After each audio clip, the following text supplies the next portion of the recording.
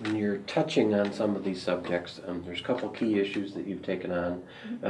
They're not always the easiest ones to deal with. They're not ones that you could really put a nice bow on and say everything is perfect.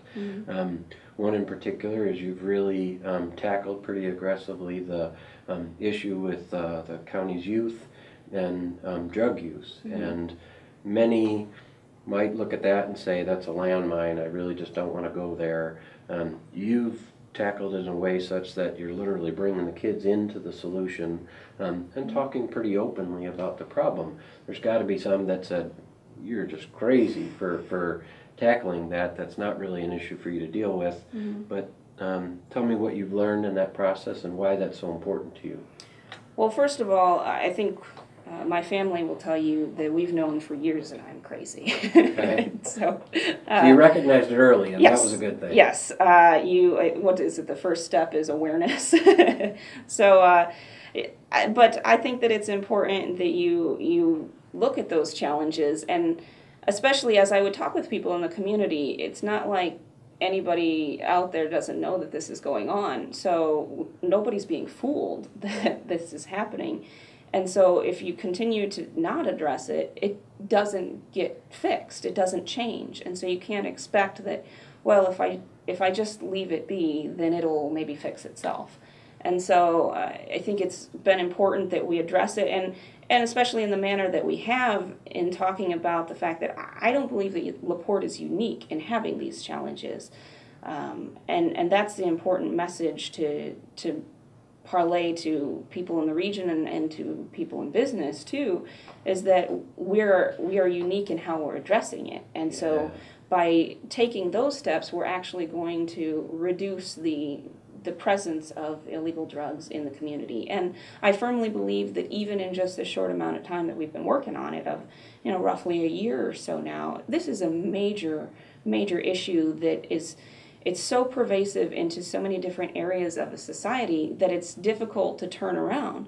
And by the fact that I think that we're having such good communication about it, and different organizations are addressing it, and people within the schools and in homes and in neighborhoods are talking about the issue, that has now raised an awareness. And that in and of itself is a prevention effort. Yep. And also gets people some information about resources that may be available to them if they need to take some rehabilitation steps. And it also helps our law enforcement by getting the message out to people on, who you can contact if you know something. And so it gets them more information that they can act on. And so we're seeing results from that already. There's a long way to go because it's a major social issue, and it's not necessarily because our problem is so large in comparison to any other community, but because that's the nature of a parasite, a social parasite like substance abuse in a community. And so I'm very encouraged with the steps that are being taken.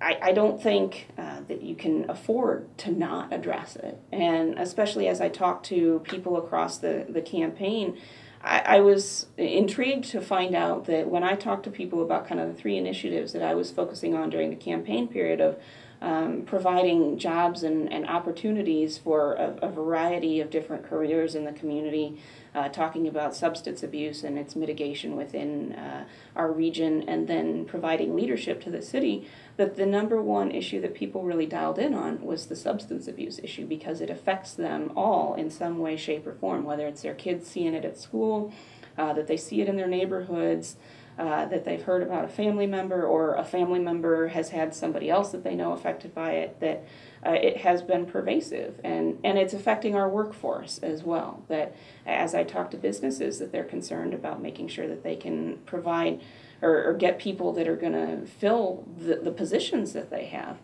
And just as you said, it's not necessarily a fun topic to talk about. But it's not one that you've sort of put a blue ribbon panel together on and said, oh no, we're all good now. Right. We've got 5 leaders that are going to pay attention to this, and let's move on to the next issue. I mean, you really brought kids in, and I think what was remarkable is bringing the kids in to really limit the communication in that first meeting to them. Let's hear from you guys. What do you think? Well, we've tried to really gear the discussion towards talking to people that are in the trenches, and the kids are in the trenches right now because they're seeing it in the schools. And you hear these stories, and it almost breaks your heart to listen to the challenges and the concerns that they have with it. And it's not even necessarily someone that has taken that step that they regret or are concerned about. That you listen to the stories that they have about their friends that they're worried about, and they don't know what to do to help them.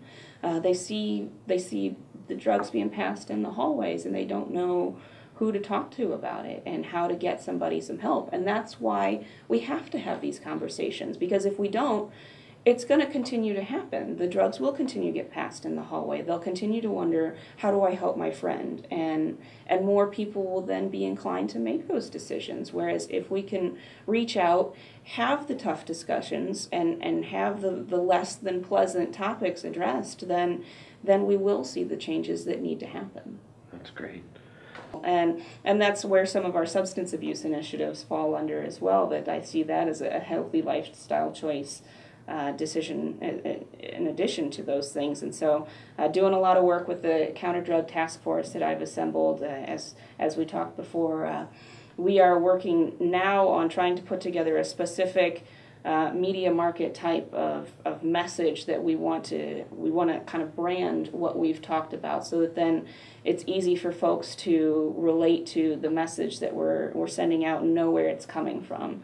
And so we're talking a little bit about that and what we want that brand to be, and looking to roll that out as soon as we can. And we are also working with the Indiana Youth Institute and the Indiana Mentoring Program to help connect people in the community with the different mentoring organizations that we've had. That, as I mentioned earlier, there have been a number of people across the community that step up and want to get involved in the issues that we're addressing, and they want to help. And so it's a heck of a problem for me to have. That then you got all those people that want to help, and you really just got to orchestrate. Exactly. And as far as problems to have, I'll take that one. And so we're working on connecting them with mentoring programs, because I think that's a great way to get involved and really yield some very positive results for kids in not only necessarily a prevention aspect, that it may encourage them to make different choices, but probably in a rehabilitation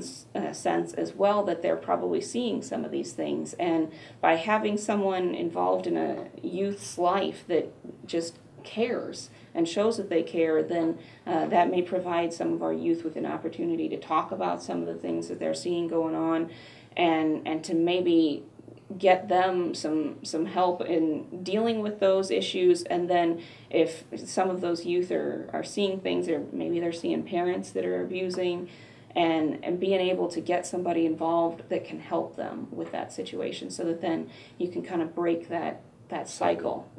And so that's another area that we're doing a lot of work to try and connect up those folks, so that then when somebody says, really believe in the issue that you're addressing and the challenge that we're facing, how can I help?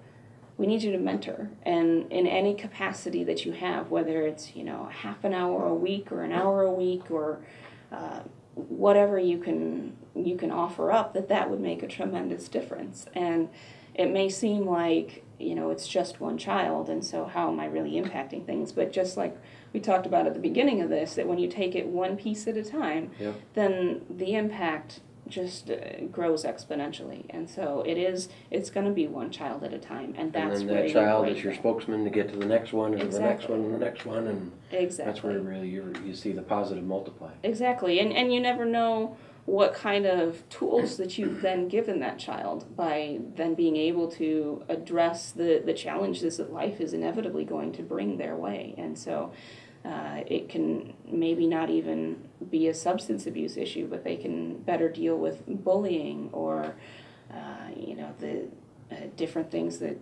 happen, gossip, right, just how do you deal, especially in this increasingly technical and complex world where we're in this age of information, where it's easy to isolate ourselves from one another, and you don't necessarily have that human connection that having a face-to-face conversation anymore, that a lot of it's done over the email or over Facebook or things like that. Not that those aren't useful tools, but it then becomes easier to isolate yourself from that regular human interaction.